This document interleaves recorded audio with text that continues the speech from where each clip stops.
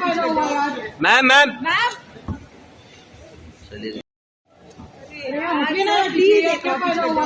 Ma'am ma'am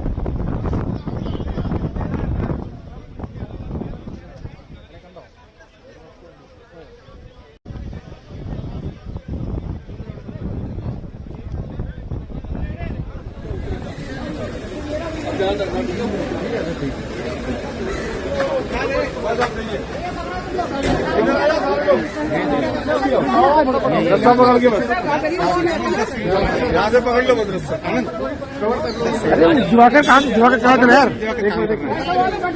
video ही बनाना है। संसद के अंदर बजट की कॉपी पहुंच चुकी है। इस वक्त अगर आप देखें तो जो बजट पेश होगा उसकी जो कॉपीज हैं वो यहाँ पर गाड़ियों से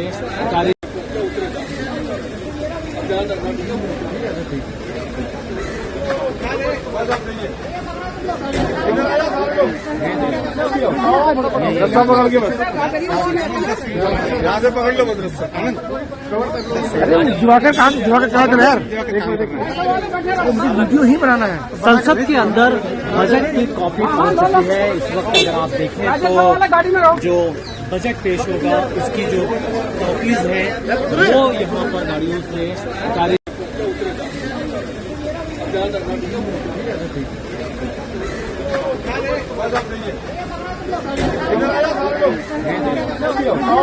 रस्ता पकड़ के बस यहाँ से पकड़ लो बस रस्ता जुआकर कहाँ चला यार वीडियो ही बनाना है। संसद के अंदर बजट की कॉपी पहुंच चुकी है। इस वक्त अगर आप देखें तो जो बजट पेश होगा उसकी जो कॉपीज हैं वो यहाँ पर गाड़ियों से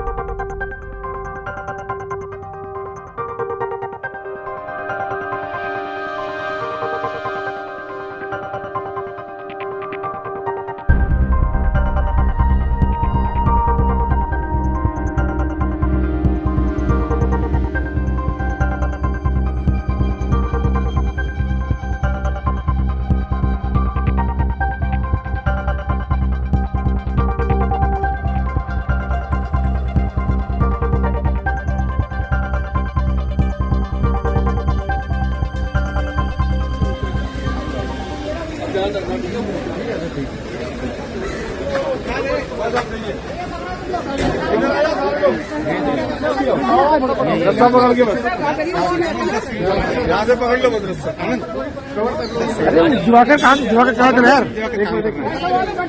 वीडियो ही बनाना है। संसद के अंदर बजट की कॉपी पहुंच चुकी है। इस वक्त अगर आप देखें तो जो बजट पेश होगा उसकी जो कॉपीज हैं वो यहाँ पर गाड़ियों से गाड़ी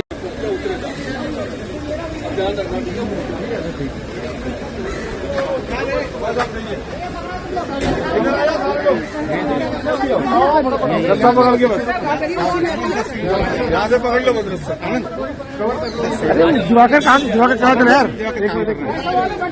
वीडियो ही बनाना है। संसद के अंदर बजट की कॉपी पहुंच चुकी है। इस वक्त अगर आप देखें तो जो बजट पेश होगा उसकी जो कॉपीज हैं वो यहाँ पर गाड़ियों से गाड़ी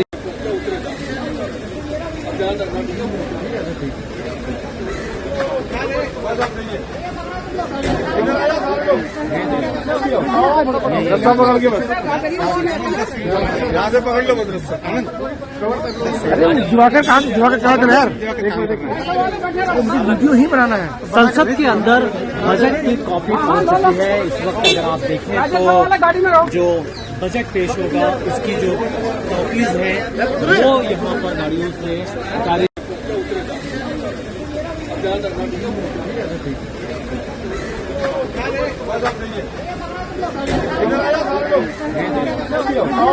रास्ता पकड़ के बस यहाँ से पकड़ लो बस रास्ता जुआकर कहा था यार वीडियो ही बनाना है। संसद के अंदर बजट की कॉपी पहुंच चुकी है। इस वक्त अगर आप देखें तो जो बजट पेश होगा उसकी जो कॉपीज हैं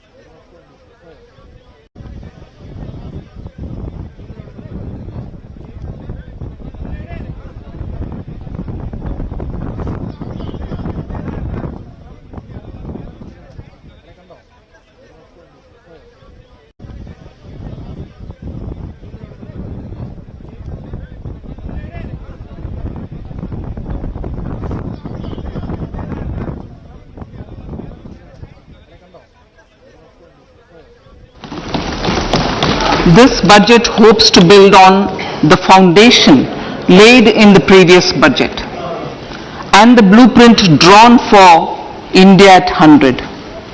We envision a prosperous and inclusive India in which the fruits of development will reach all sections and citizens, especially our youth, women, farmers, OBCs, scheduled castes and scheduled tribes. In the 75th year of our independence, the world has recognized the Indian economy as a bright star. Our current year's economic growth is estimated to be at 7%. It is notable that this is the highest among all the major economies. This is in spite of the massive slowdown globally caused by COVID-19 and the war. The Indian economy is therefore on the right track and despite a time of challenges, heading towards a bright future.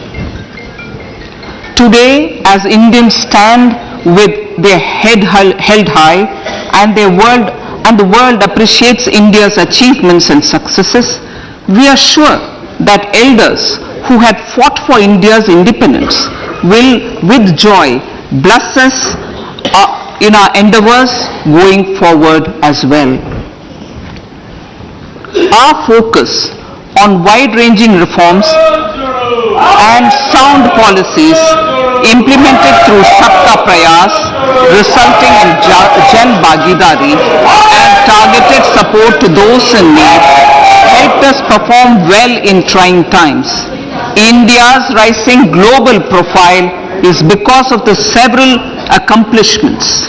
Unique world-class digital public infrastructure, example Aadhaar, CoWIN and UPI. COVID vaccination drive in unparalleled scale and speed. Proactive role in frontier areas such as achieving the climate-related goals, Mission Life and National Hydrogen Mission.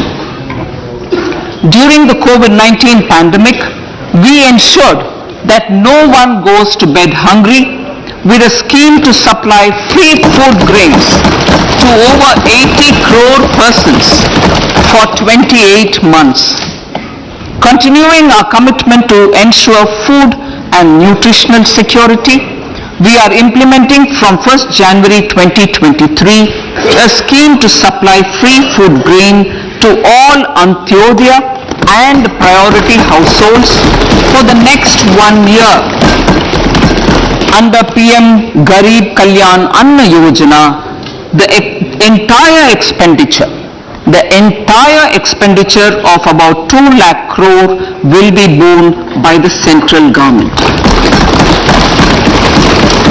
In these times of global challenges, the G20 presidency gives us a unique opportunity to strengthen India's role in the world economic order.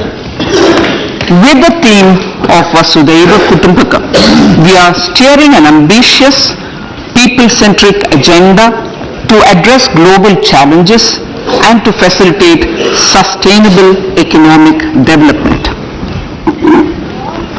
The government's efforts since 2014 have ensured for all citizens a better quality of life and life of dignity.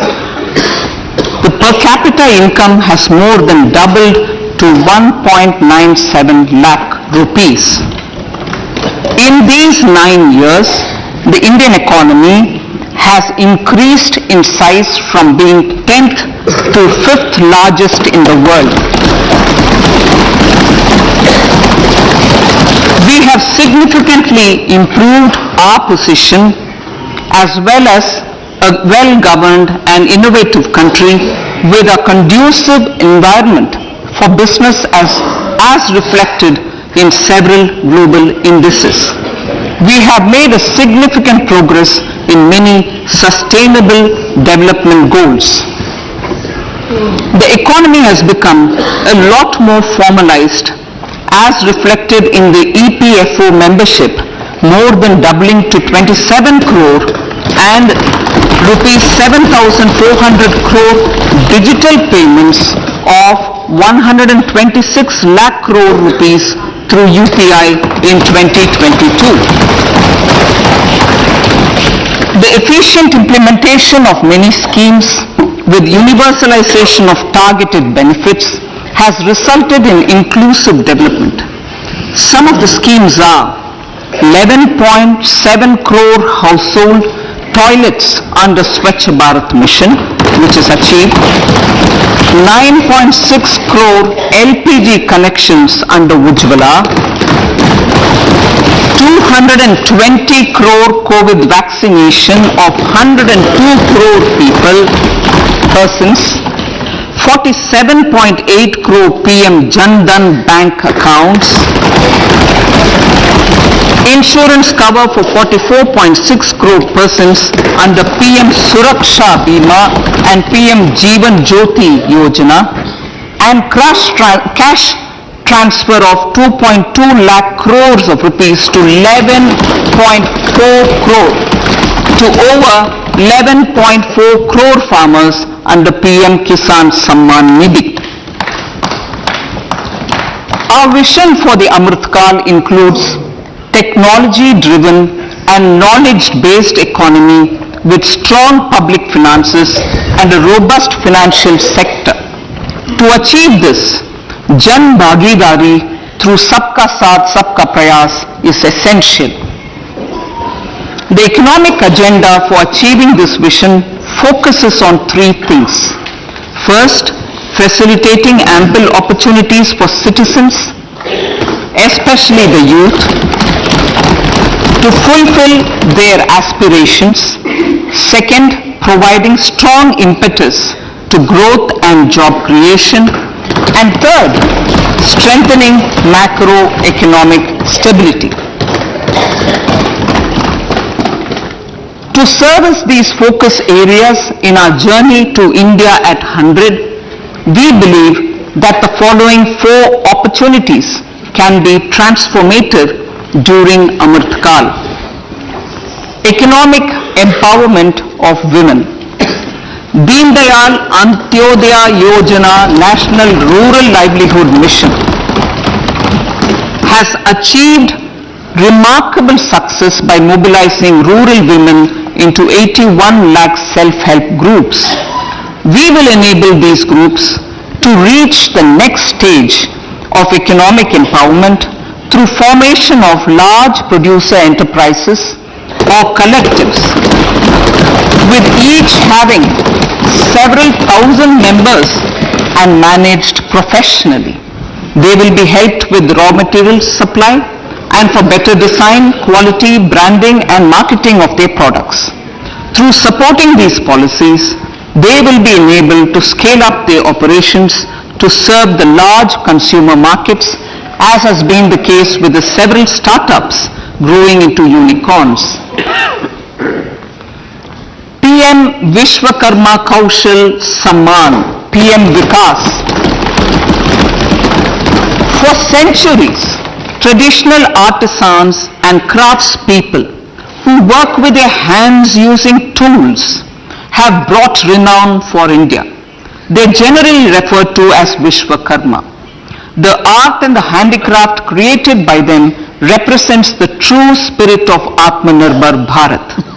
For the first time, a package of assistance for them has been conceptualized.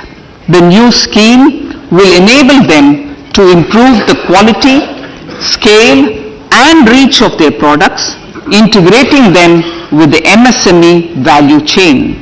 The components of this scheme will include not only financial support, but also access to advanced skill training, knowledge of modern digital techniques, and efficient green technologies, brand promotion, linkage with local and global markets, digital payments, and social security. This will greatly benefit the scheduled castes, scheduled tribes, OBCs, women, and people belonging to the weaker sections. Tourism. The country offers immense attraction for domestic as well as foreign tourists. There is a large potential to be tapped in tourism. The sector holds huge opportunities for jobs and entrepreneurship for youth in particular. Promotion of tourism will be taken up on mission mode with active participation of states, convergence of government programs and public-private partnerships. Green growth. We are implementing many programs for green fuel, green energy, green farming, green mobility, green buildings and green equipment and policies for efficient use of energy across various economic sectors. These green growth efforts help in reducing carbon intensity of the economy and provides for large-scale green job opportunities.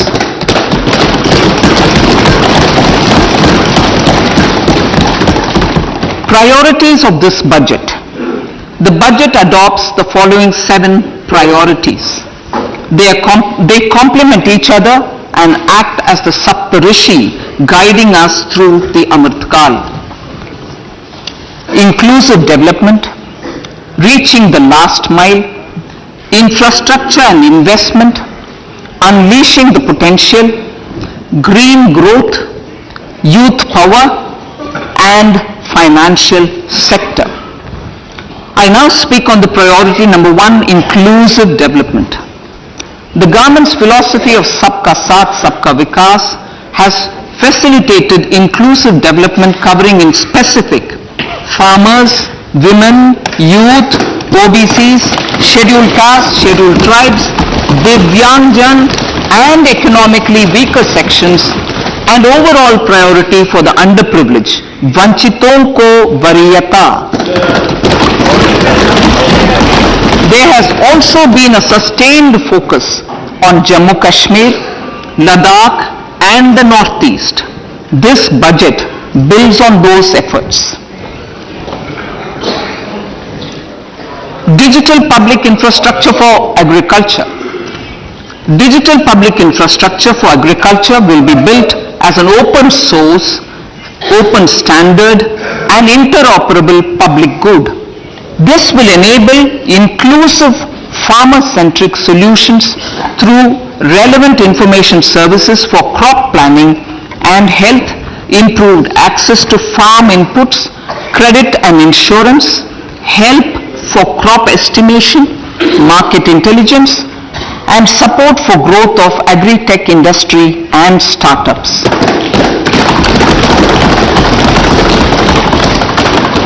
An agriculture accelerator fund. An agriculture accelerator fund will be set up to encourage agri-startups by young entrepreneurs in rural areas. The fund will aim at bringing innovative and affordable solutions for challenges faced by farmers. It will also bring in modern technologies to transform agricultural practices, increase productivity and profitability. To enhance the productivity of extra long staple cotton, we will adopt a cluster-based and value chain approach through public-private partnerships. This will mean collaboration between farmers, state and industry for input supplies, extension services and market linkages. We will launch an Atmanirbhar Clean Plant program to boost availability of disease-free, quality planting material for high-value horticultural crops at an outlay of 2,200 crores. Global hub for millets which are Sri Anna. India is the forefront. India is at the forefront of popularizing millets, whose consumption furthers nutrition, food security and welfare of farmers, said the Honorable Prime Minister. We are the largest producer and second largest exporter of Sri Anna in the world. We grow several types of Sri Anna, such as Sri Anna Jowar, Sri Anna Ragi, Sri Anna Bajra, Sri Anna Kutu, Ramdana, Kangni, Kutni, Kutki, Kodo, China and Sama. These have a number of health benefits and have been an integral part of our food for centuries. I acknowledge with pride the huge service done by small farmers in contributing to the health of fellow citizens by growing these Sri Anna. Now, to make India a global hub for Sri Anna, the Indian Institute of Millet Research, ideally Indian Institute of the Sri Anna Research, Hyderabad, will be supported as the center of excellence for sharing best practices, research and technologies at the international level. The agricultural credit target will be increased to 20 lakh crores with focus on animal husbandry, dairy and fisheries. We will launch a new sub-scheme of PM Matsya Sampada Yojana, which is an existing scheme, but we launch a new sub-scheme with targeted investment of 6,000 crores to further enable activities of fishermen, fish vendors and micro and small entrepreneurs, improve value chain efficiencies and expand the market. For farmers, especially small and marginal farmers and other marginalized sections, the government is promoting cooperative-based economic development model. A new Ministry of Cooperation was formed with a mandate to realize the vision of Sahkar se Samriddhi. To realize this vision, the government has already initiated computerization of 63,000 primary agricultural credit societies with an investment of 2,516 crores. In consultation with all the stakeholders and the states, model bylaws for PACS were formulated, enabling them to become multi-purpose PACS. A national cooperative database is being prepared for countrywide mapping of cooperative societies. With this backdrop, we will implement a plan to set up massive decentralized storage capacity.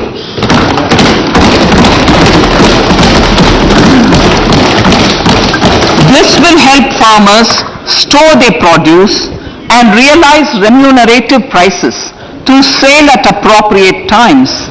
The government will also facilitate setting up of a large number of multi-purpose cooperative societies, primary fishery societies and dairy cooperative societies in uncovered panchayat and villages in the next 5 years.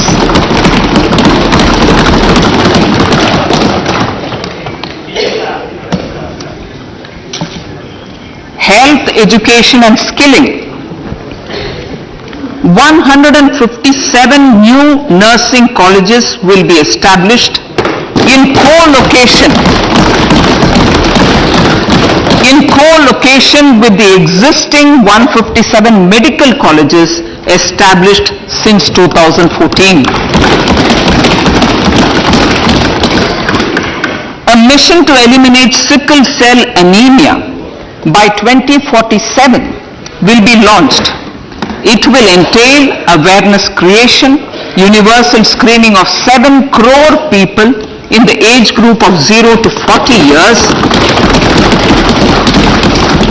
in affected tribal areas and counseling through collaborative efforts of central ministries and state governments. Facilities in select ICMR labs, Indian Council for Medical Research labs, will be made available for research by public and private medical college faculty and private sector R&D teams for encouraging collaborative research and innovation. A new program to promote research and innovation in pharmaceuticals will be taken up through centers of excellence. We shall also encourage industry to invest in research and development in specific priority areas.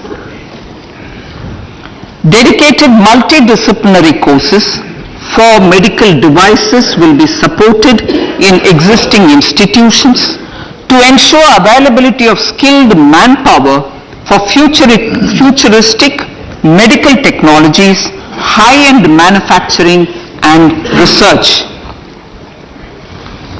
Teachers training. Teachers training will be re-envisioned through innovative pedagogy, curriculum transaction, continuous professional development, dipstick surveys and ICT implementation. The District Institute of Education and Training will be developed as vibrant institutes of excellence for this purpose.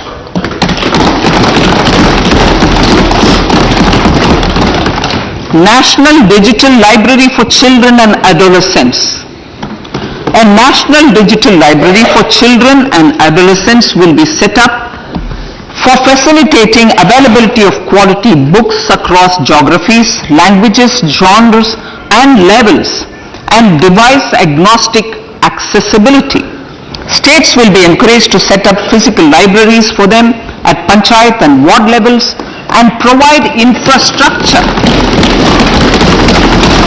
for accessing the National Digital Library resources. Additionally, to build a culture of reading and to make up for pandemic time learning loss, the National Book Trust, the Children's Book Trust and other sources will be encouraged to provide and replenish non-curricular titles in regional languages and in English to these physical libraries. Collaboration with NGOs that work in literacy will also be a part of this initiative to inculcate financial literacy. Financial sector regulators and organizations will be encouraged to provide age-appropriate reading material to these libraries. I move to priority 2, reaching the last mile. Prime Minister Vajpayee's government had formed the Ministry of Tribal Affairs and the ministries of Ayush, Fisheries, Animal Husbandry and Dairying, Skill Development, Jal Shakti and Cooperation. Building on the success of the Aspirational Districts program, the government has recently launched the Aspirational Blocks program covering 500 blocks for saturation of essential government services across multiple domains such as health, nutrition, education, agriculture, water resources, financial inclusion, skill development and basic infrastructure. Manya Speaker Sir, Pradhan Mantri PVTG, which is Primitive Vulnerable Tribal Groups Development Mission, is being launched.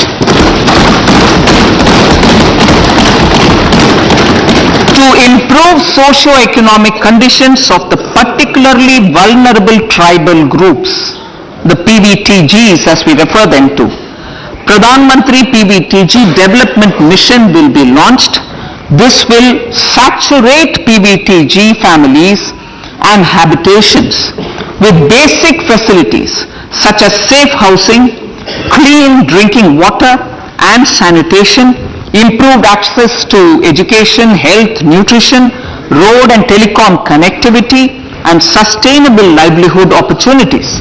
An amount of 15,000 crores will be made available to implement the mission in the next 3 years under the Development Action Plan for the Scheduled Tribes. Ekalavya Model Residential Schools. In the next 3 years, Center will recruit 38,800 teachers and support staff for the 740 Ekalavya Model Residential Schools, which is serving 3.5 lakh tribal students.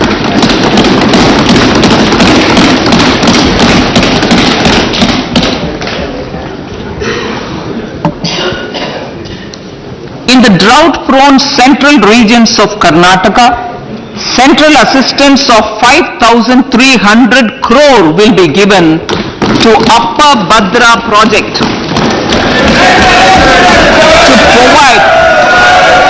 to provide sustainable micro irrigation and filling up of surface tanks for drinking water. PM Awas Yojana. The outlay for PM Awas Yojana is being enhanced by 66% to over 79,000 crores. Bharat Shared Repository of Inscriptions will be set up in a digital epigraphy museum with digitization of 1 lakh ancient inscriptions in the first stage. Support for poor prisoners. For poor persons who are in prisons and unable to afford the penalty or the bail amount, required financial support will be provided.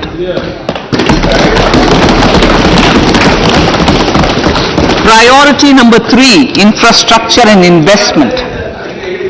Investments in infrastructure and productive capacity have a large multiplier impact on growth and employment. After the subdued period of the pandemic, private investments are growing again.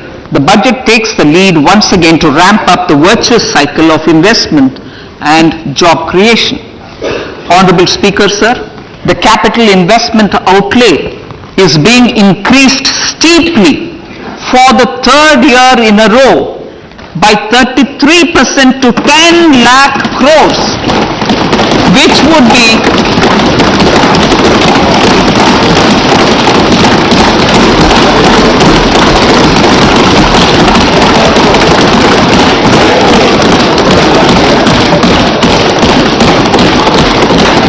which would be 3.3% of GDP. This will almost be 3 times the outlay made in 2019-20.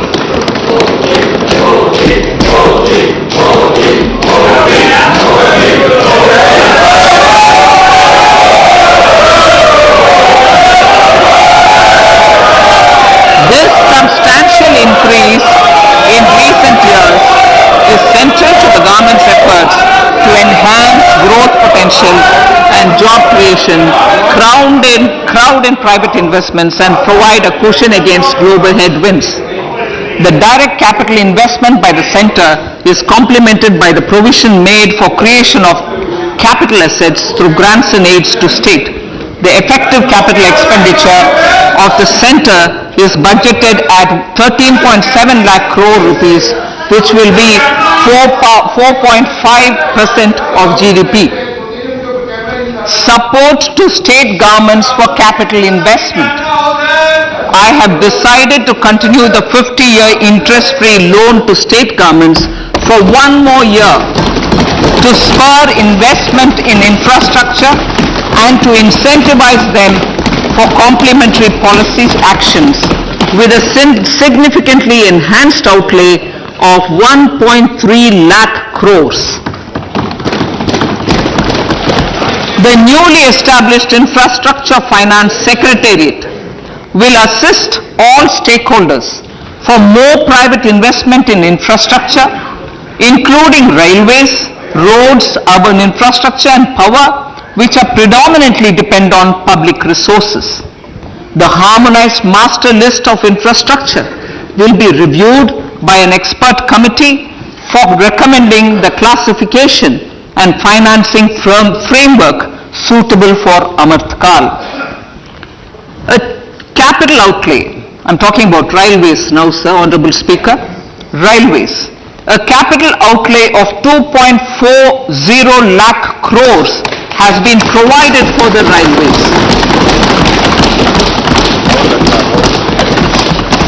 This is the highest ever outlay this highest ever outlay is about 9 times the outlay made in 2013-14.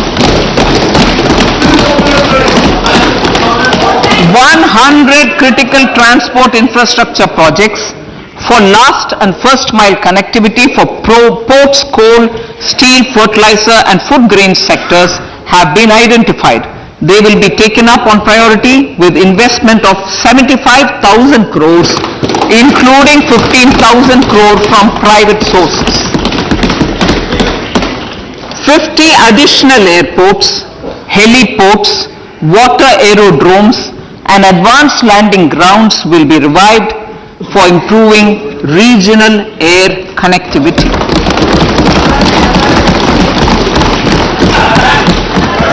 Sustainable cities for tomorrow.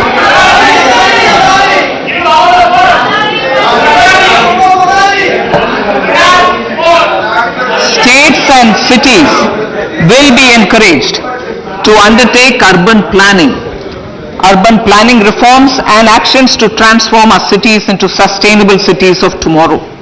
This means efficient use of land resources, adequate resources for urban infrastructure, transit-oriented development, enhanced availability and affordability of urban land and opportunities for all. Through property tax governance reforms and ring-fencing user charges on urban infrastructure, cities will be incentivized to improve their creditworthiness for municipal bonds. Like the RIDF, an urban infrastructure development fund will be established through use of priority sector lending shortfall. This will be managed by the National Housing Bank and will be used by public agencies to create urban infrastructure in Tier 2 and Tier 3 cities. States will be encouraged to leverage resources from the grants of the 15th Finance Commission as well as existing schemes to adopt appropriate user charges while accessing the UIDF. We expect to make available 10,000 crore rupees per annum for this purpose. All cities and towns will be enabled for 100% mechanical desludging of septic tanks and sewers to transition from manhole to machine hole mode.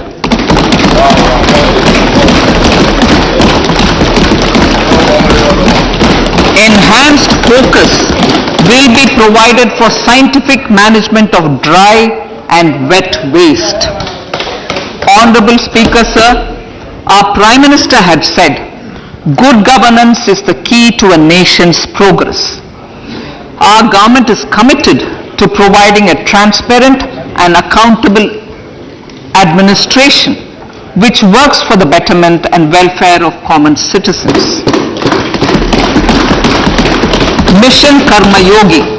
Under Mission Karma Yogi, centre, states and the union territories are making and implementing capacity building plans for civil servants. The government has also launched an integrated online training platform, I Got Karma Yogi, to provide continuous learning opportunities for lakhs of government employees to upgrade their skills and facilitate people-centric approach. Sir, for enhancing ease of doing business, more than 39,000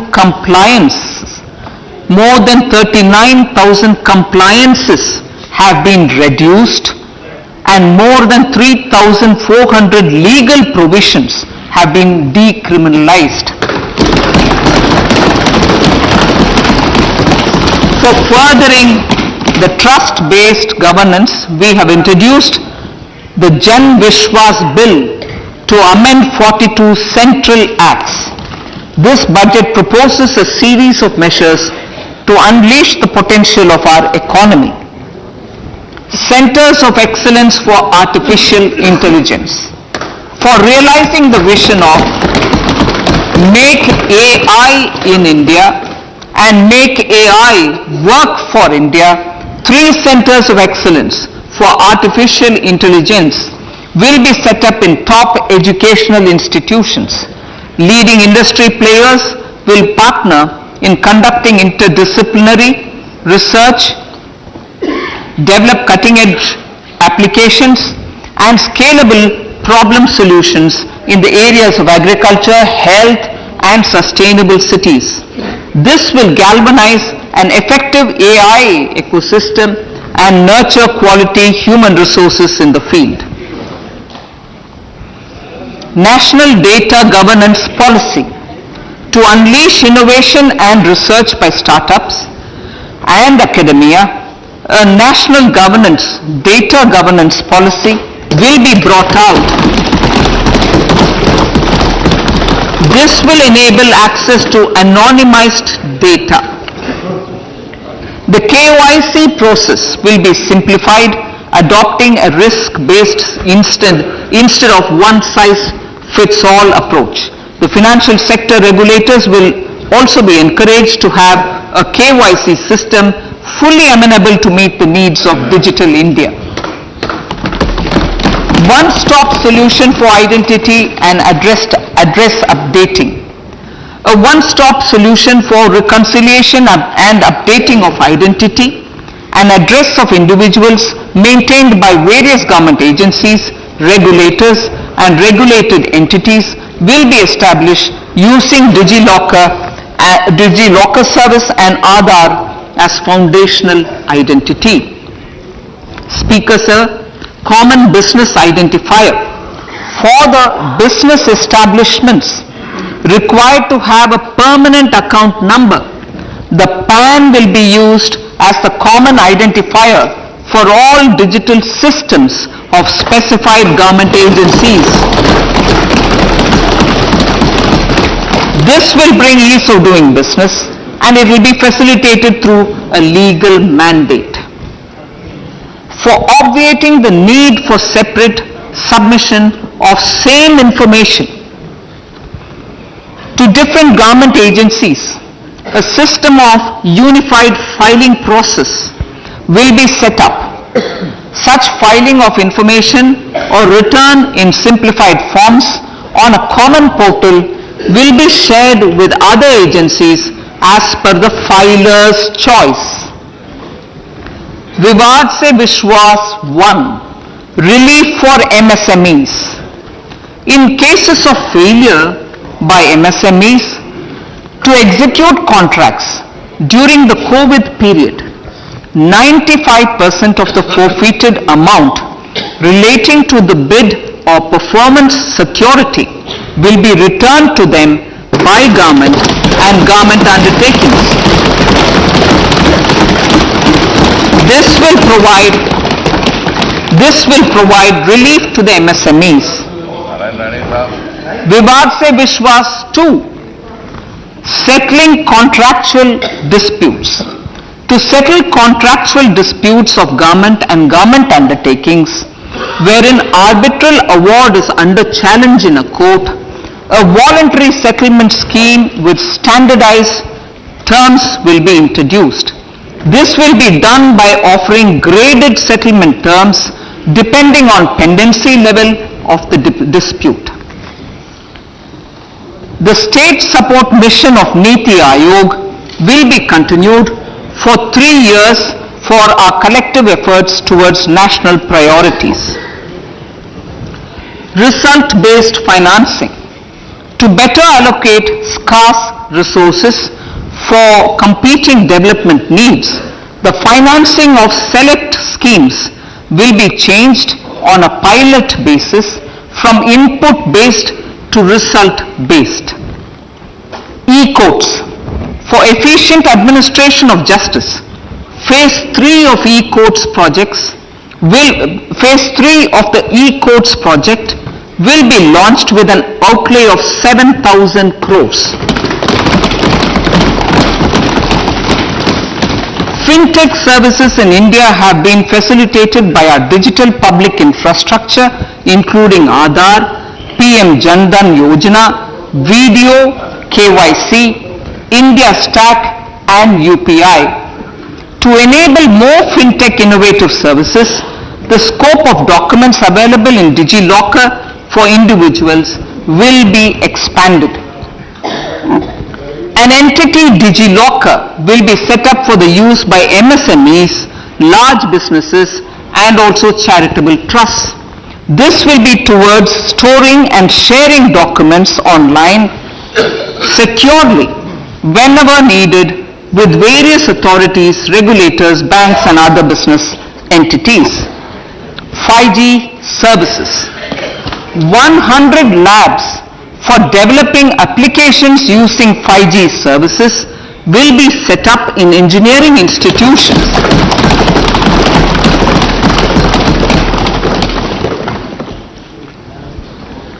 To realize a new range of opportunities, business models, and employment potential, the labs will cover, among others, applications such as smart classrooms, precision farming, intelligent transport systems, and healthcare applications. Lab-grown diamonds. Lab-grown diamonds is a technology and innovation-driven emerging sector with high employment potential. These environment-friendly diamonds, which have optically and chemically the same properties as natural diamonds.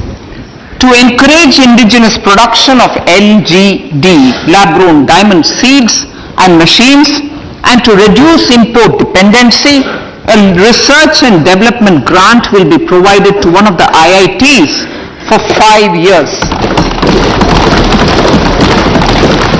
To reduce the cost of production, a proposal to review the custom duty on LGD seeds will be indicated in Part B of the speech. I come to the fifth priority, Honorable Speaker, sir, green growth. Honorable Prime Minister has given a vision for life or lifestyle for environment to spur a movement of environmentally conscious lifestyle. India is moving forward firmly for the Panchamrit, the net zero carbon emission by 2070 to usher in green industrial and economic transition. This budget builds on our focus on green growth. The recently launched National Green Hydrogen Mission, with an outlay of 19,700 crores, will facilitate transition of the economy to low carbon intensity, reduce dependence on fossil fuel imports, and make the country assume technology and market leadership in this sunrise sector. Our target is to reach an annual production of 5 MMT by 2030. Energy transition. This budget provides for 35,000 crores for priority capital investment towards energy transition and net zero objectives and energy security by Ministry of Petroleum and Natural Gas. To steer the economy on sustainable development path, battery energy storage systems with capacity of 4,000 MWH will be supported with viability gap funding. A detailed framework for pumped storage projects will also be formulated. Renewable energy evacuation. The interstate transmission system for evacuation and grid integration of 13 gigawatt renewable energy from Ladakh will be constructed with investment of 20,700 crore, including central support of 8,300 crores. Green Credit Program. For encouraging behavioral change, a Green Credit Program will be notified under the Environment Protection Act. This will incentivize environmentally sustainable and responsive actions by companies, individuals and local bodies, and help mobilize additional resources for such activities. PM Program for Restoration, Awareness, Nourishment and Amelioration of Mother Earth, PM Pranam, will be launched to incentivize states and union territories to promote alternative fertilizers and balanced use of chemical fertilizers. Go Bardhan Scheme, 500 new waste to wealth plants under Go Bardhan, galvanizing organic bio-agro resources done. Go Bardhan Scheme will be established for promoting circular economy. These will include 200 compressed biogas plants, including 75 plants in urban areas and 300 community or cluster-based plants at a total investment of 10,000 crores. I will refer to this in Part B also. In due course, a 5% CBG mandate will be introduced for all organizations marketing natural and biogas. For collection of biomass and distribution of biomanure, appropriate fiscal support will also be provided. Bharatiya Prakritik Kheti Bio Input Resource Centers. Over the next 3 years, we will facilitate 1 crore farmers to adopt natural farming. For this, Honorable Speaker, 10,000 bio input resource centers will be set up, creating a national level distributed micro fertilizer and pesticide manufacturing network. Mishti.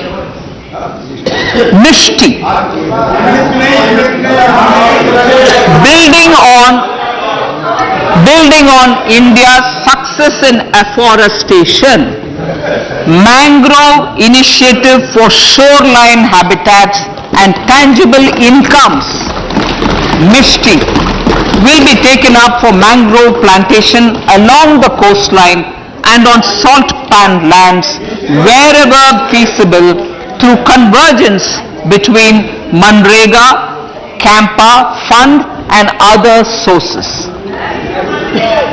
Amrit Dharohar. Wetlands are vital ecosystems which sustain biological diversity. In his latest Mann Ki Baat, the Prime Minister said, now, I quote, now the total number of Ramsar sites in our country has increased to 75, whereas before 2014 there were only 26, unquote. Local communities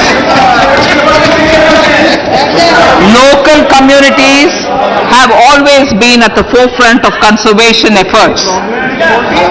The government will promote their unique conservation values through Amrit Dharohar, a scheme that will be implemented over the next 3 years to encourage optimal use of wetlands and enhance biodiversity, carbon stock, ecotourism opportunities and income generation for local communities. Coastal shipping. Coastal shipping will be promoted as the energy efficient and lower cost mode of transport, both of passengers and freight, through PPP mode with viability gap funding. Vehicle replacement. Vehicle replacement is an important continuing policy, replacing the old political,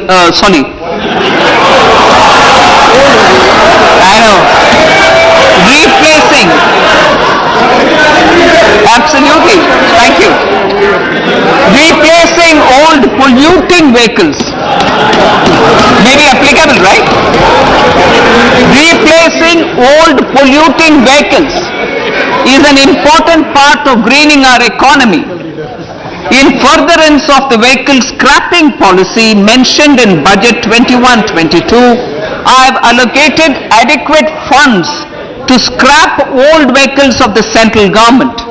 States will also be supported in replacing old vehicles and old state ambulances. Honorable Speaker, sir, I move to priority 6, youth power.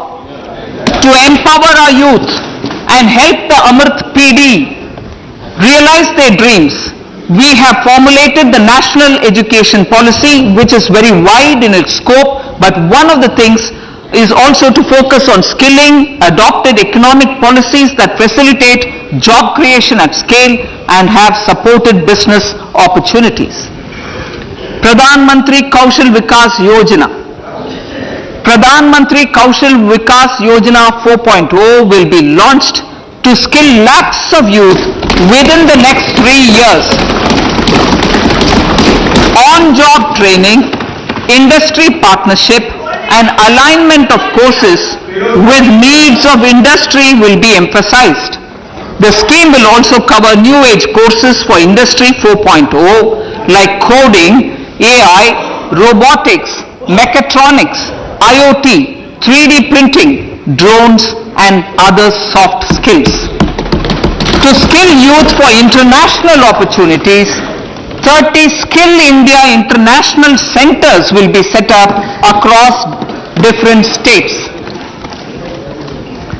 The digital ecosystem for skilling will be further expanded with the launch of a unified Skill India digital platform for enabling demand-based formal skilling, linking with employers including MSMEs, and facilitating access to entrepreneurship schemes.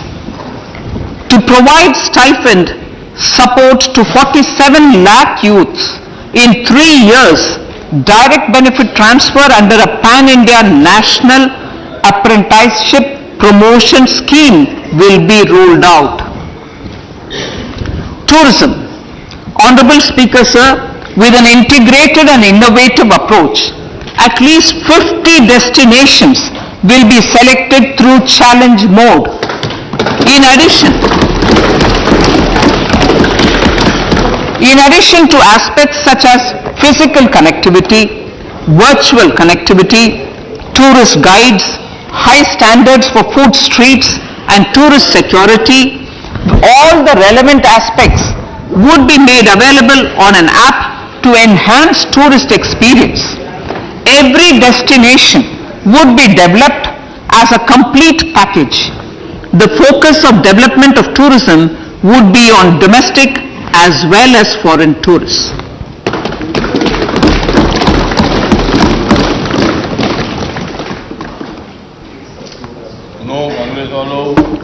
Sector-specific skilling and entrepreneurship development will be dovetailed to achieve the objectives of Dekho Apna Desh initiative.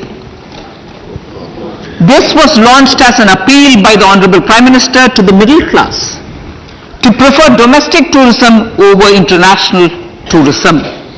The integrated development of theme-based tourist circuits, the Swadesh Darshan scheme, was also launched. Under the Vibrant Villages program, tourism infrastructure and amenities will be facilitated in border villages. Unity Mall. States will be encouraged to set up a Unity Mall in their state capital or most prominent tourism center or the financial capital for promotion and sale of their one district, one product and GI products and other handicraft products, and for providing space for such products of all other states as well. Sir, priority number 7, financial sector. Our reforms in the financial sector and innovative use of technology have led to financial inclusion at scale, better and faster service delivery, ease of access to credit and participation in financial markets. This budget proposes to further these measures. Credit guarantee for MSMEs. Last year, I proposed revamping of the credit guarantee scheme for the MSMEs. I am happy to announce that the revamped scheme will take effect from 1st April 2023 through infusion of 9,000 crores in the corpus.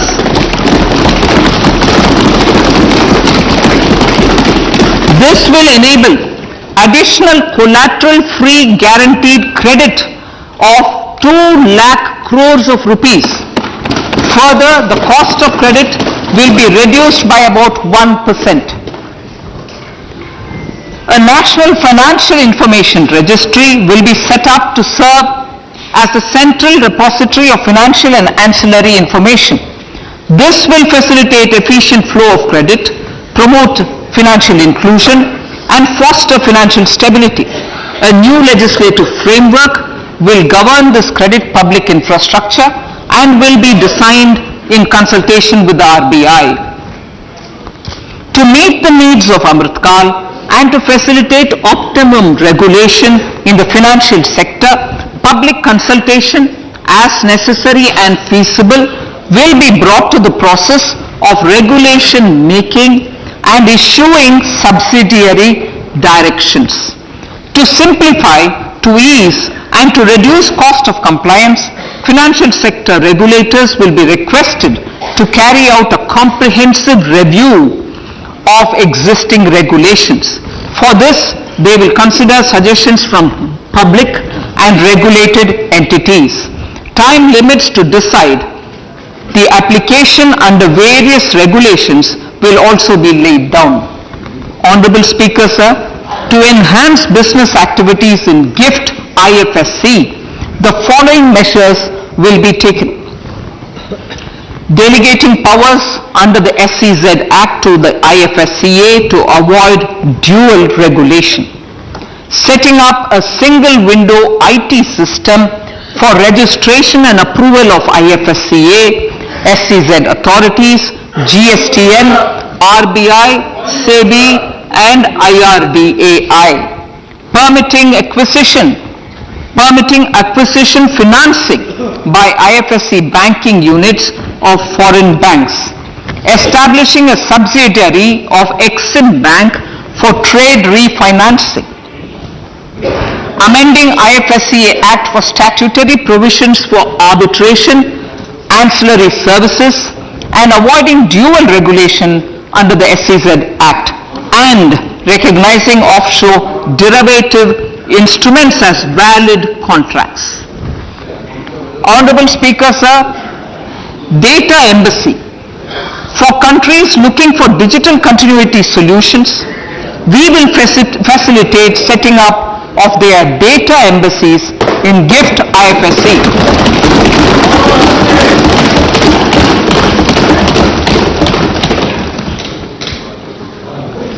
Improving governance and investor protection in banking sector. To improve bank governance and enhance investors' protection, certain amendments to the Banking Regulation Act, the Banking Companies Act, and the Reserve Bank of India Act are being proposed. Capacity building in securities market. Honorable Speaker, sir, to build capacity of functionaries and professionals in the securities market, SEBI will be empowered to develop, regulate, maintain and enforce norms and standards for education in the National Institute of Securities Markets and to recognize award of degrees, diplomas and certificates. A central processing center will be set up for faster response to companies through centralized handling of various forms filed with field officers under the Companies Act. Reclaiming of shares and dividends. For investors to reclaim unclaimed shares and unpaid dividends from the Investor Education and Protection Fund Authority with ease, from the Investor Education and Protection Fund Authority with ease, an integrated IT portal will be established. Digital payments continue to find wide acceptance. In 2022, they show an increase of 76% in transaction and 91% in value. Fiscal support for this digital public infrastructure will continue in 2023-2024. आजादी का अमृत महोत्सव महिला सम्मान बचत पत्र. For commemorating Azadi Ka Amrit Mahotsav, a one-time new small savings scheme, Mahila Samman Savings Patra or Savings Certificate, Mahila Samman Savings Certificate will be made available for a 2-year period up to March 2025.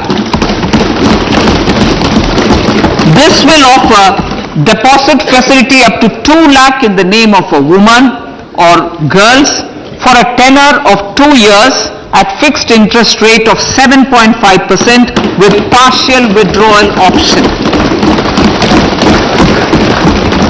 Senior citizens, the maximum deposit limit for senior citizens savings scheme will be enhanced from 15 lakh to 30 lakhs of rupees.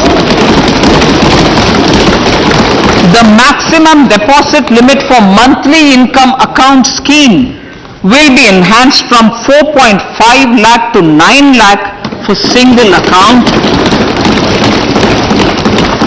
and from 9 lakh to 15 lakh for joint account. Honorable Speaker, sir, fiscal management. 50 years interest-free loan to states. The entire 50-year loan to states has to be spent on capital expenditure within 2023-24. Most of this will be at the discretion of the states, but a part will be conditional on states increasing their actual capital expenditure. Parts of the outlay will also be linked to or allocated for the following purposes: scrapping old government vehicles, urban planning reforms and actions, financing reforms in urban local bodies to make them credit-worthy for municipal bonds, housing for police personnel above or as part of the police station, constructing unity malls, children and adolescent libraries and digital infrastructure, and state share of capital expenditure of central schemes. Honorable Speaker, sir, fiscal deficit of states. States will be allowed a fiscal deficit of 3.5% of GSDP, of which 0.5% will be tied to power sector reforms. Revised estimates 2022 to 2023. The revised estimate, Honorable Speaker, sir, of the total receipts other than borrowing is 24.3 lakh crores, of which the net tax receipts are 20.9 lakh crores.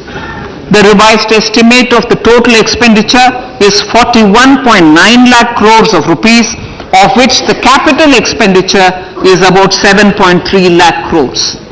The revised estimate of the fiscal deficit is 6.4% of GDP, adhering to the budget estimate. So budget estimates of 2023-24. Coming to 2023-24, the total receipts other than borrowings and the total expenditure are estimated at 27.2 lakh crores and 45 lakh crores respectively. The net tax receipts are estimated at 23.3 lakh crores. The fiscal deficit is estimated to be 5.9% of the GDP.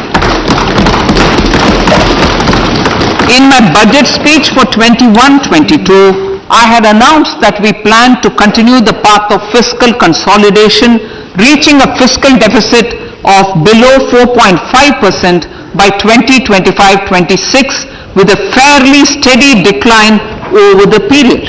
We have adhered to this path, and I reiterate my intention to bring the fiscal deficit below 4.5% of GDP by 2025-26.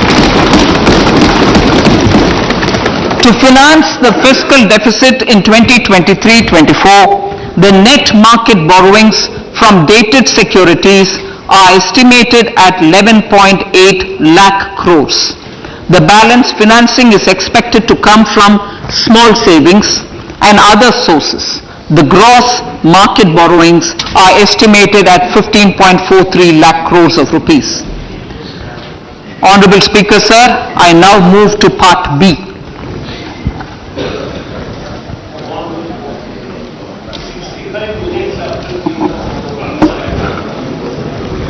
Indirect taxes. My indirect tax proposals will aim to promote exports, boost domestic manufacturing, enhance domestic value addition, encourage green energy and mobility.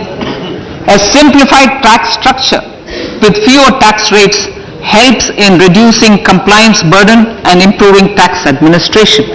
I propose to reduce the number of basic customs duty rates on goods other than textiles and agriculture from 21 to 13. As a result, there are minor changes in the basic custom duties, cesses and surcharges on some items including toys, bicycle, automobiles and naphtha. Green mobility. To avoid cascading of taxes on blended compressed natural gas, I propose to exempt excise duty on GST paid compressed biogas contained in it. To further provide impetus to green mobility, customs duty exemptions is being extended to import of capital goods and machinery required for manufacture of lithium-ion cells for batteries used in electrical vehicles as well. Electronics. As a result of various initiatives of the government, including phased manufacturing program, mobile phone production in India has increased from 5.8 crore units valued at about 18,900 crore in 2014-15 to 31 crore units valued at 2,75,000 crore in the last financial year. To further deepen domestic value addition in manufacturing of mobile phones, I propose to provide relief to customs duty. I propose to provide relief in customs duty on import of certain parts and inputs like camera lens and continue the concessional duty on lithium-ion cells for batteries for another year. Similarly, to promote value addition in manufacture of televisions, I propose to reduce the basic customs duty on parts of open cells of TV panels to 2.5%. Electrical. To rectify inversion of duty structure and encourage manufacturing of electric kitchen chimneys, the basic custom duty on electric kitchen chimney is being increased from 7.5% to 15%, and that on heat coils for these is proposed to be reduced from 20% to 15%. Chemicals and petrochemicals. Denatured ethyl alcohol is used in chemical industry. I propose to exempt basic customs duty on it. This will also support the ethanol blending program and facilitate an endeavor for energy transition. Basic customs duty is also being reduced on acid grade fluorospar from 5% to 2.5% to make the domestic fluorochemicals industry competitive. Further, the basic customs duty on crude glycerin for use in manufacture of epichlorohydrin is proposed to be reduced from 7.5% to 2.5%.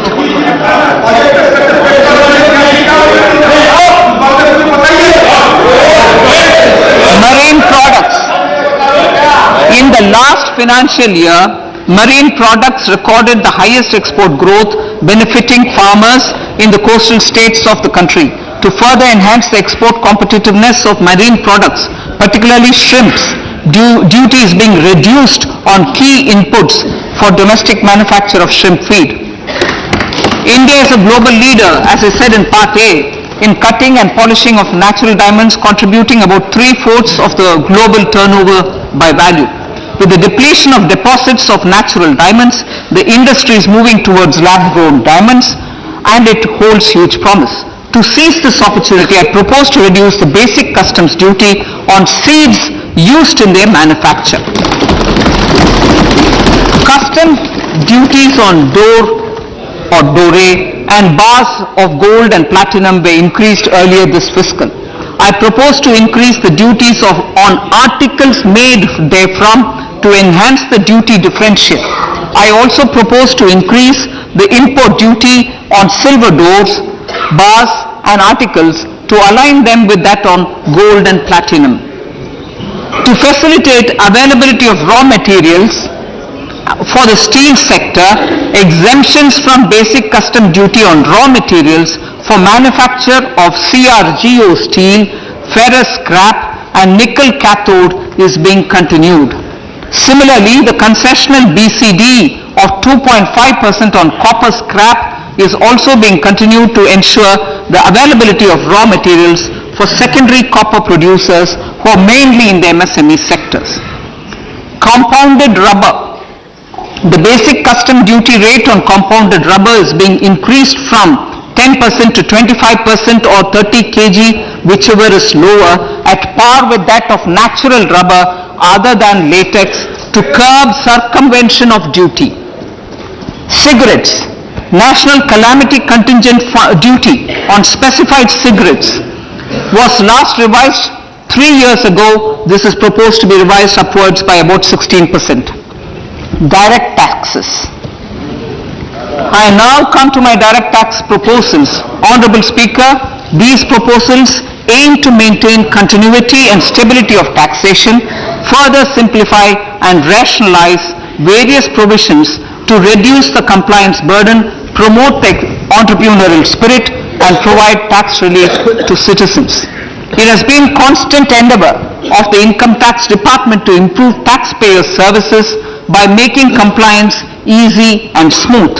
Our taxpayers portal received a maximum of 72 lakh returns in a day, processed more than 6.5 crore returns this year.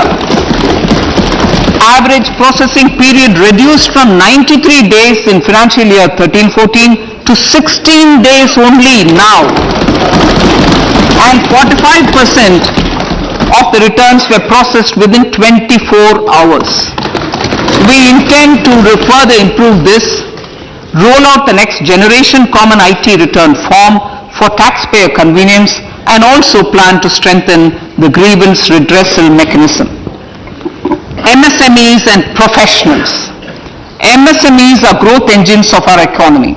Micro enterprises with turnover up to 2 crore of rupees and certain professionals with turnover of up to 15 lakh rupees can avail the benefit of presumptive taxation.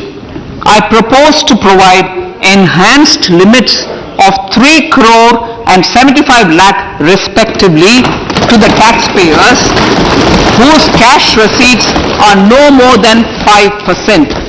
Whose cash receipts are no more than 5%. Moreover, to support MSMEs in timely receipt of payments, I propose to allow deduction for expenditure incurred on payments made to them only when payment is actually made. Cooperation. Cooperation is a value to be cherished. In realizing our Prime Minister's goal for Sahkar Se Samriddhi and his resolve to connect the spirit of cooperation with the spirit of Amrit Kal, in addition to the measures proposed in Part A, I have a slew of proposals for the cooperation sector. First, new cooperatives that commence manufacturing activities till 2024 31st March shall get the benefit of a lower tax rate of 15% as is presently available to new manufacturing companies.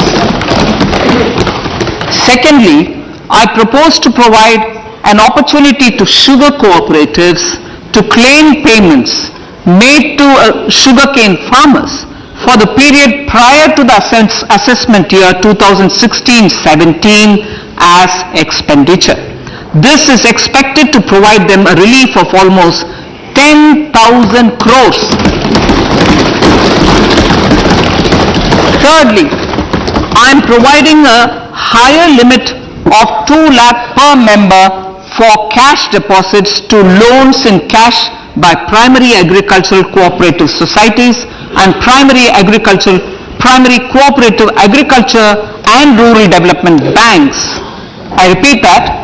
Thirdly, I am providing a higher limit of 2 lakh per member for cash deposits to and loans in cash by primary agricultural cooperative societies and primary cooperative agricultural and rural development banks. Similarly, a higher limit of 3 crore for TDS on cash withdrawal is being provided to cooperative societies. Startups.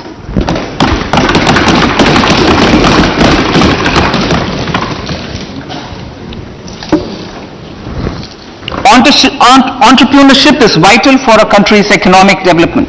We have taken a number of measures for startups and they have borne results. India is now the third largest ecosystem for startups globally and ranks second in innovation quality among middle-income countries. I propose to extend the date of incorporation for income tax benefits to startups from 31/3/2023 to 31/3/2024.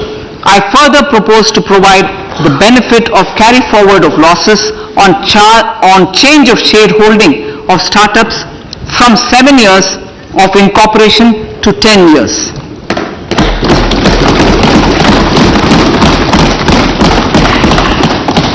To reduce the pendency of appeals at commissioner level, I propose to deploy about 100 joint commissioners for disposal of small appeals.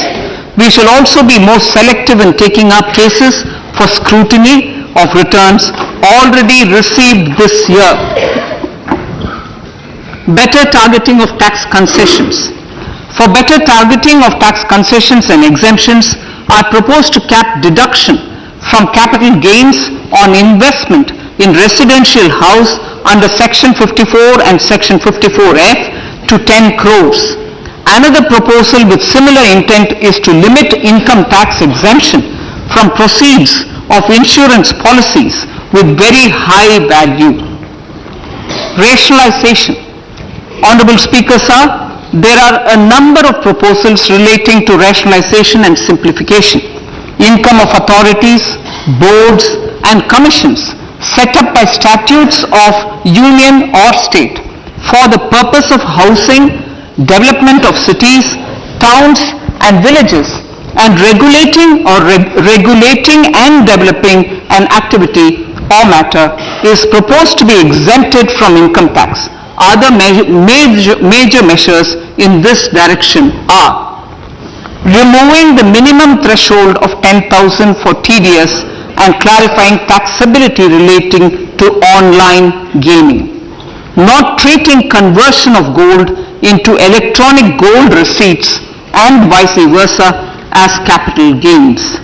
Reducing the TDS rate from 30% to 20% on taxable portion of EPF withdrawals in non-PAN cases and taxation on income for market-linked debentures. Other major proposals in the finance bill relate to the following: extension of period of tax benefits to funds relocating to IFSC, GIFT City till 31/3/2025, decriminalization under Section 276A of the Income Tax Act, allowing carry forward of losses on strategic disinvestment, including that of IDBI Bank, and providing EEE status to Agniveer Fund. Personal income tax.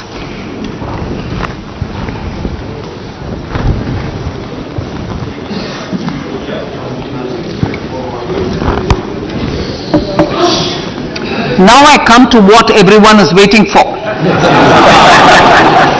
Personal income tax. I have 5 major announcements to make in this regard. These primarily benefit our hard-working middle class. The first one concerns rebate. Currently, those with income up to 5 lakh do not pay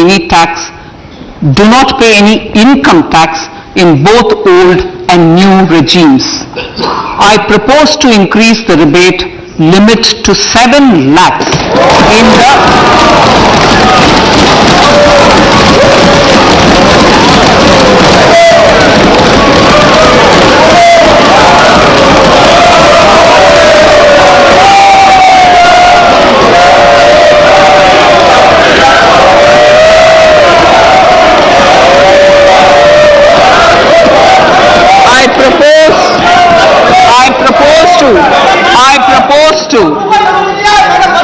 I propose to increase the rebate limit to 7 lakh in the new tax regime.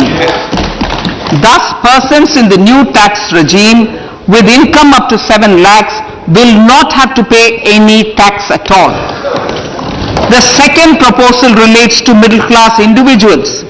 I had introduced in the year 2020 the new personal income tax regime with 6 income slabs starting from 2.5 lakh.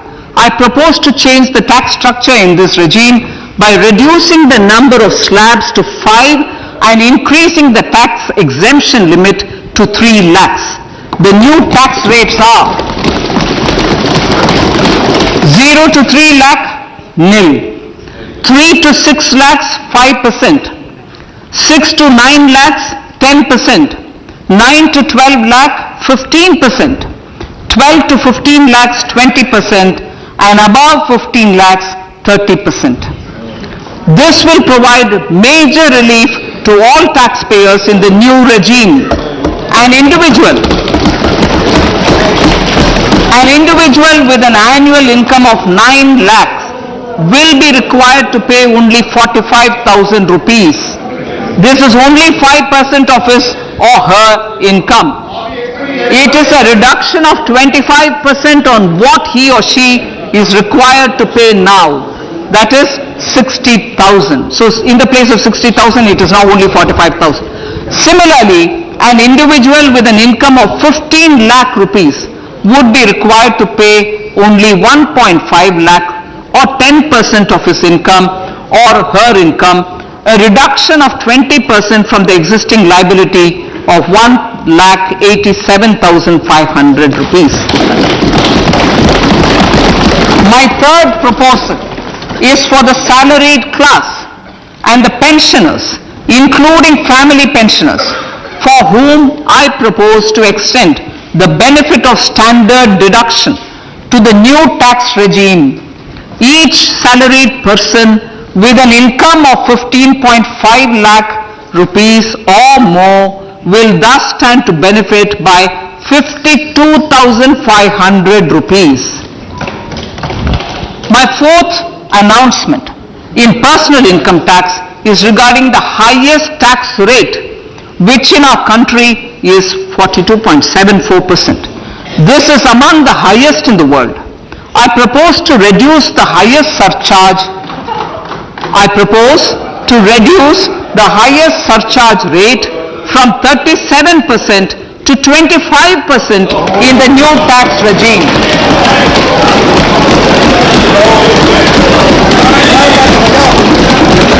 This would result in reduction of the maximum rate. This would result in the reduction of the maximum tax rate to 39%.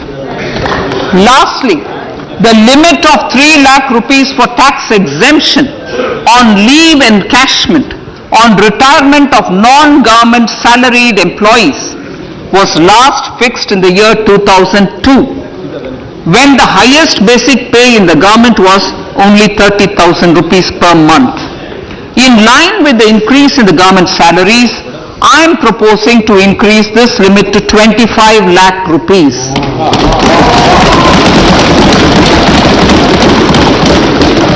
We are also making the new income tax regime as the default tax regime. However, citizens will continue to have the option to avail the benefit of the old tax regime. Apart from these, I am also making some other changes as given in the annexure. As a result of these proposals, revenue of about 38,000 crore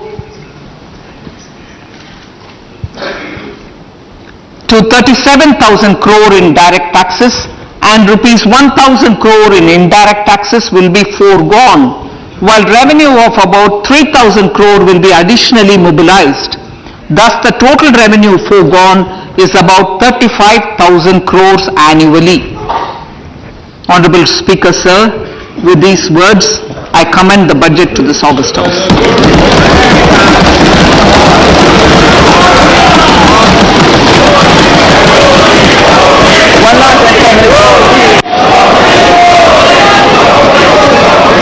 item number 1 माननीय item number 2 Shrimati Nirmala Sitharaman ji. Sir, with your permission, I lay on the table of the following statements. Under Section 3(1) of the Fiscal Responsibility Budget Management Act 2003, 1. Medium-term fiscal policy cum fiscal policy strategy statement and macroeconomic framework statement. माननीय सदस्यगण, जैसा कि आपको समाचार भाग 2 के माध्यम से पहले ही सूचित किया जा चुका है कि माननीय वित्त मंत्री जी के बजट भाषण की प्रतियां हार्ड कॉपी के रूप में उपलब्ध कराई गई है.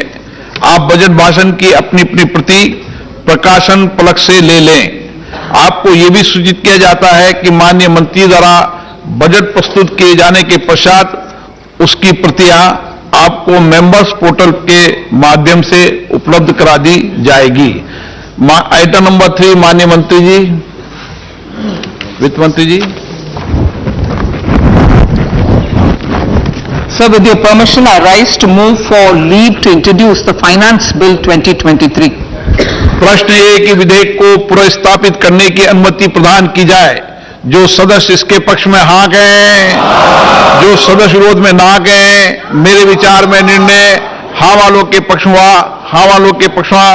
माननीय मंत्री जी विधेयक को पुनर्स्थापित करें. Sir, I introduce the bill. सभा की कार्रवाई कल गुरुवार दिनांक 2 फरवरी 2023 को प्राप्त 11 बजे तक के लिए स्थगित की जाती है.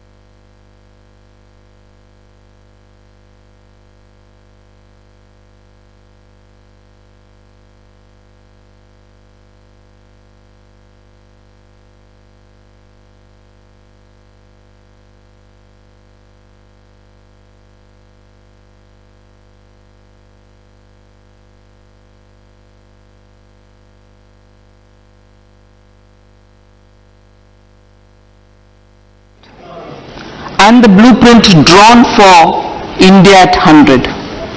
We envision a prosperous and inclusive India in which the fruits of development will reach all sections and citizens, especially our youth, women, farmers, OBCs, scheduled castes and scheduled tribes. In the 75th year of our independence, the world has recognized the Indian economy as a bright star. Our current year's economic growth is estimated to be at 7%. It is notable that this is the highest among all the major economies. This is in spite of the massive slowdown globally caused by COVID-19 and the war. The Indian economy is therefore on the right track, and despite a time of challenges, heading towards a bright future. Today, as Indians stand with their head held high and the world appreciates India's achievements and successes, we are sure that elders who had fought for India's independence will with joy bless us in our endeavors going forward as well. Our focus on wide-ranging reforms and sound policies implemented through Sabka Prayas, resulting in Jan Bhagidari and targeted support to those in need, helped us perform well in trying times. India's rising global profile is because of the several accomplishments: unique world-class digital public infrastructure, example Aadhaar, CoWIN and UPI, COVID vaccination drive in unparalleled scale and speed, proactive role in frontier areas such as achieving the climate-related goals, Mission Life and National Hydrogen Mission. During the COVID-19 pandemic, we ensured that no one goes to bed hungry with a scheme to supply free food grains to over 80 crore persons for 28 months. Continuing our commitment to ensure food and nutritional security, we are implementing from 1st January 2023 a scheme to supply free food grain to all Antyodaya and priority households for the next 1 year. Under PM Garib Kalyan Anna Yojana, the entire expenditure of about 2 lakh crore will be borne by the central government. In these times of global challenges, the G20 presidency gives us a unique opportunity to strengthen India's role in the world economic order. With the theme of Vasudhaiva Kutumbakam, we are steering an ambitious, people-centric agenda to address global challenges and to facilitate sustainable economic development. The government's efforts since 2014 have ensured for all citizens a better quality of life and life of dignity. The per capita income has more than doubled to 1.97 lakh rupees. In these 9 years, the Indian economy has increased in size from being 10th to 5th largest in the world. We have significantly improved our position as well as a well-governed and innovative country with a conducive environment for business as reflected in several global indices. We have made a significant progress in many sustainable development goals. The economy has become a lot more formalized as reflected in the EPFO membership, more than doubling to 27 crore and rupees 7,400 crore digital payments of 126 lakh crore rupees through UPI in 2022. The efficient implementation of many schemes with universalization of targeted benefits has resulted in inclusive development. Some of the schemes are 11.7 crore household toilets under Swachh Bharat mission, which is achieved, 9.6 crore LPG connections under Ujjwala, 220 crore COVID vaccination of 102 crore persons, 47.8 crore PM Jan Dhan bank accounts, insurance cover for 44.6 crore persons. The efficient implementation of many schemes with universalization of targeted benefits has resulted in inclusive development. Some of the schemes are 11.7 crore household toilets under Swachh Bharat mission, which is achieved, 9.6 crore LPG connections under Ujjwala, 220 crore COVID vaccination of 102 crore persons, 47.8 crore PM Jan Dhan bank accounts,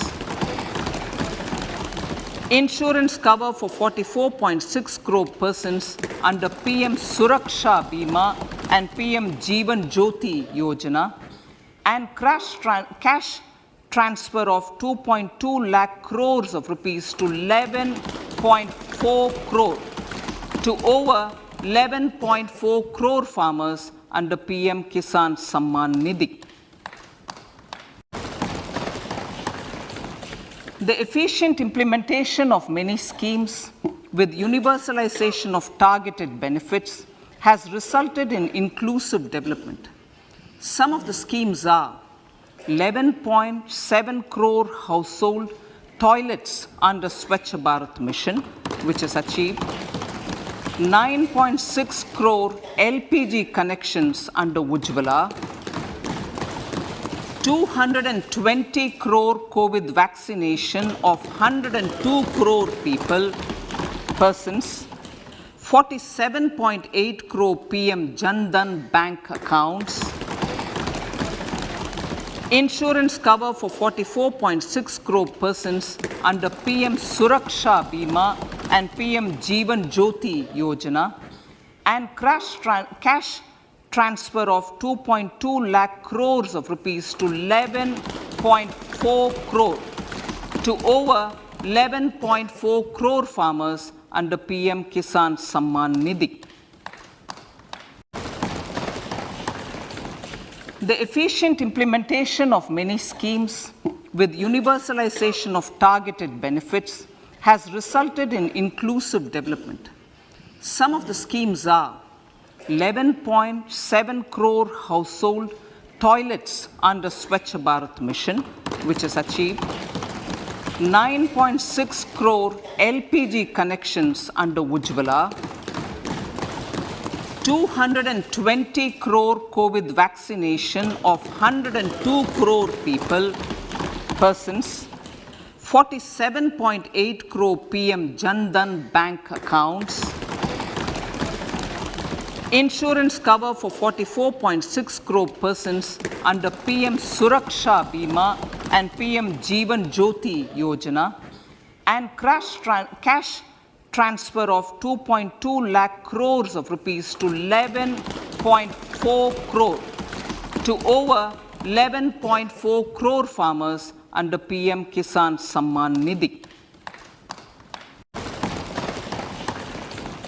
The efficient implementation of many schemes with universalization of targeted benefits has resulted in inclusive development.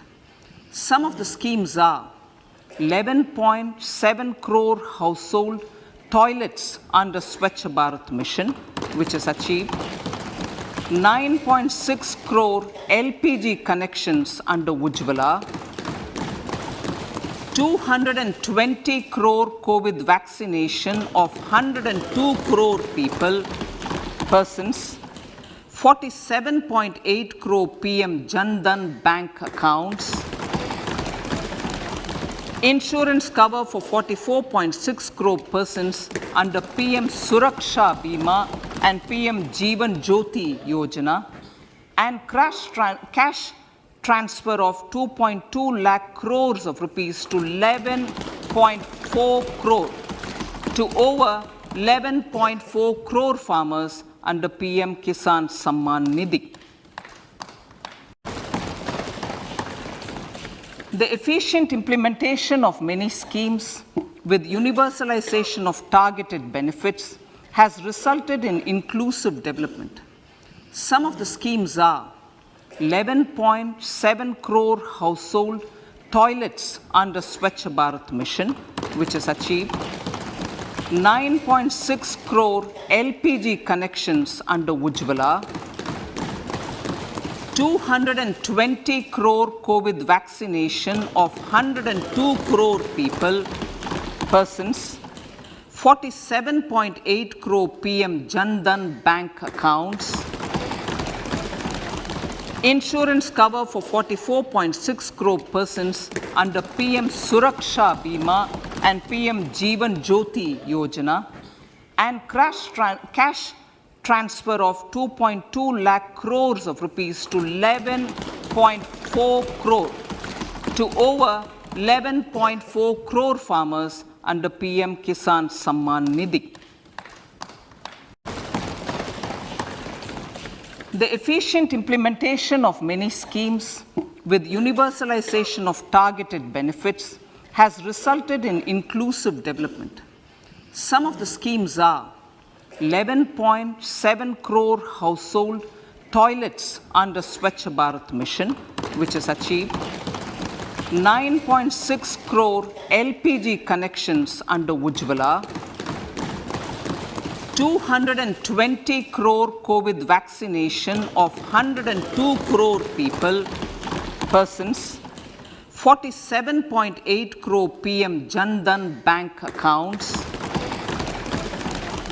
insurance cover for 44.6 crore persons under PM Suraksha Bima and PM Jeevan Jyoti Yojana, and cash transfer of...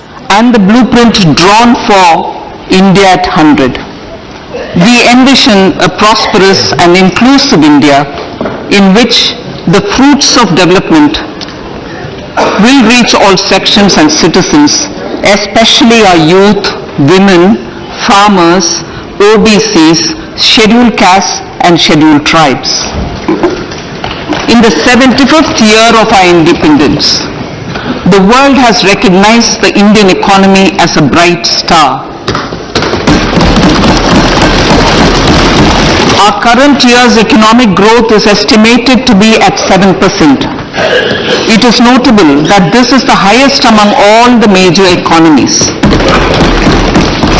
This is in spite of the massive slowdown globally caused by COVID-19 and the war.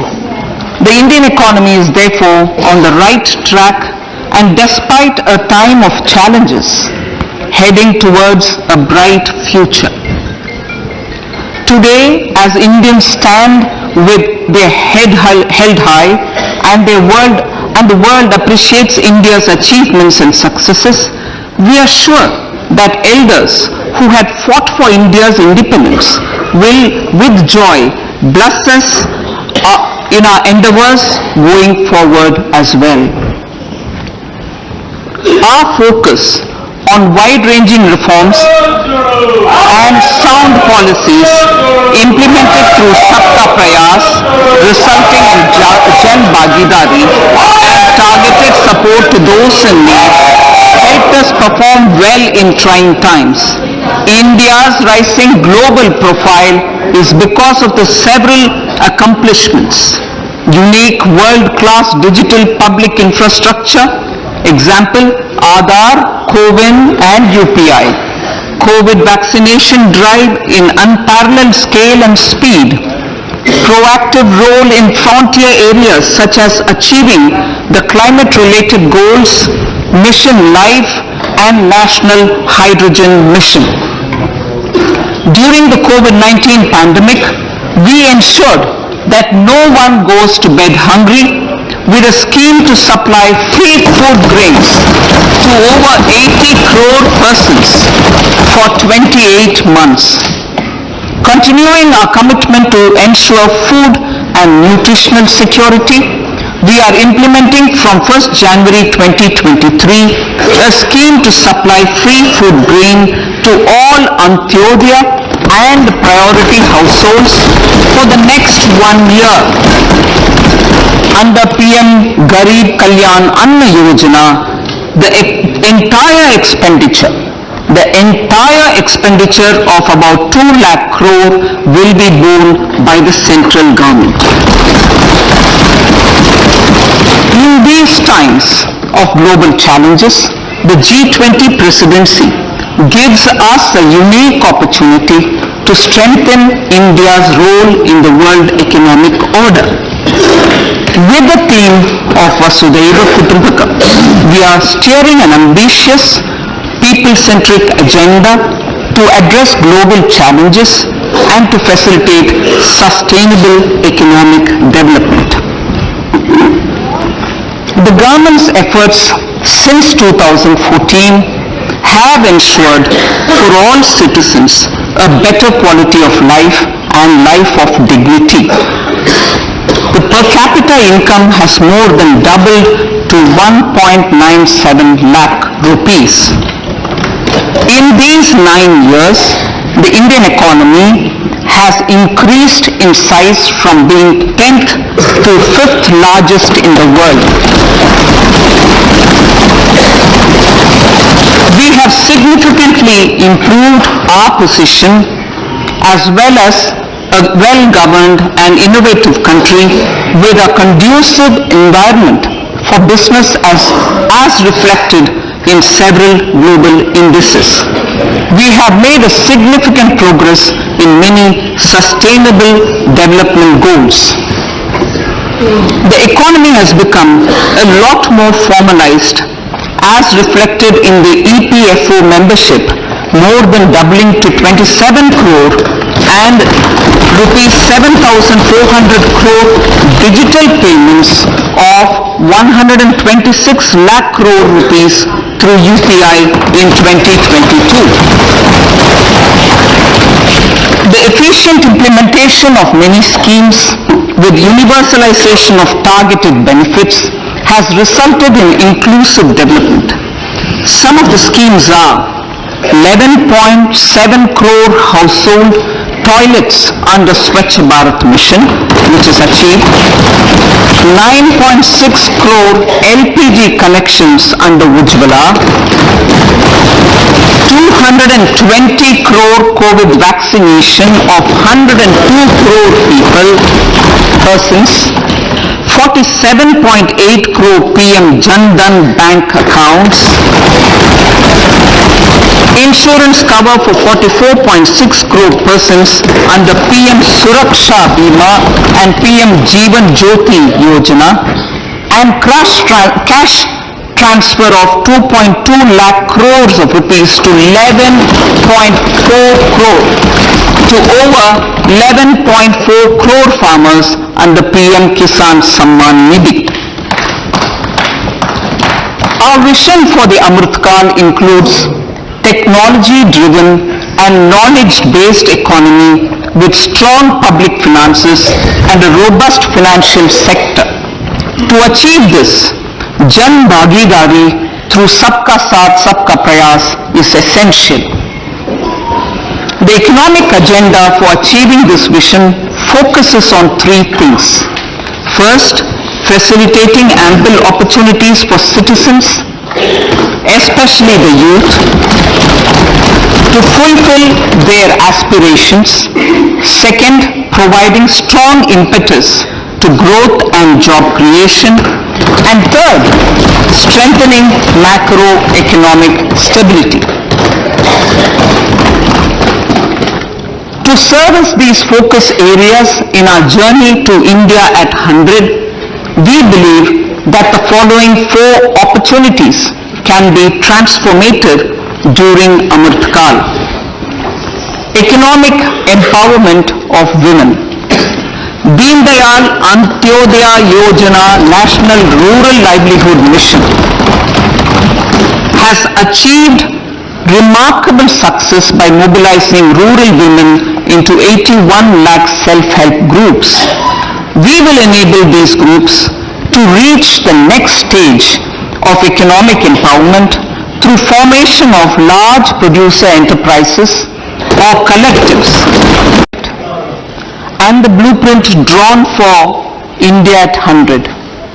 We envision a prosperous and inclusive India in which the fruits of development will reach all sections and citizens, especially our youth, women, farmers, OBCs, scheduled castes and scheduled tribes.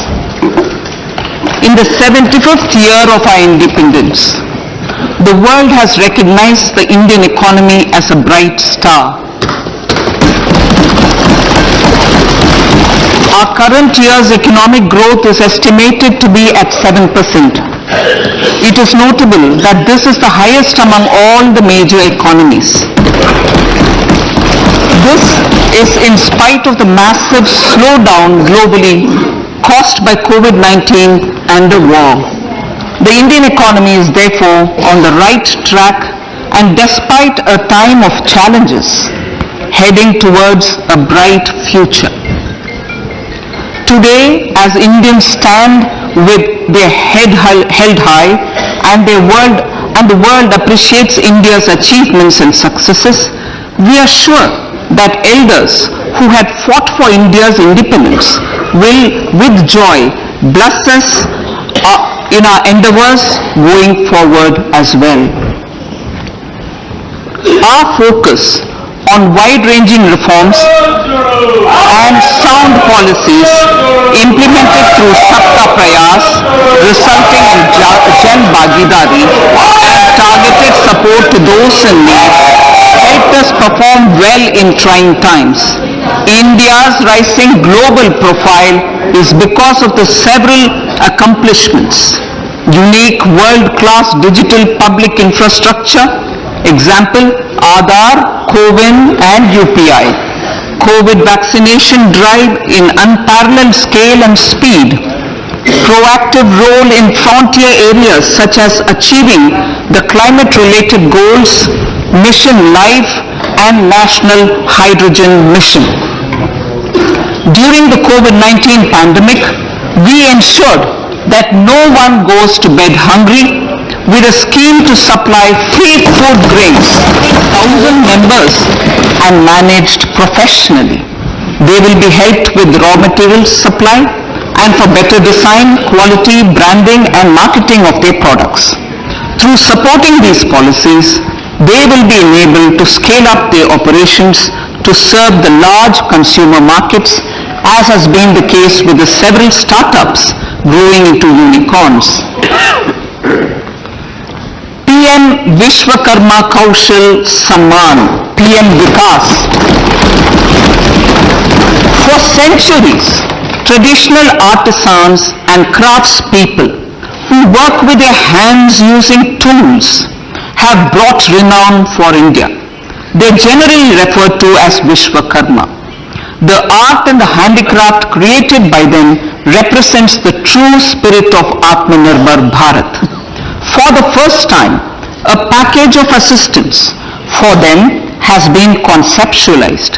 The new scheme will enable them to improve the quality, scale and reach of their products, integrating them with the MSME value chain.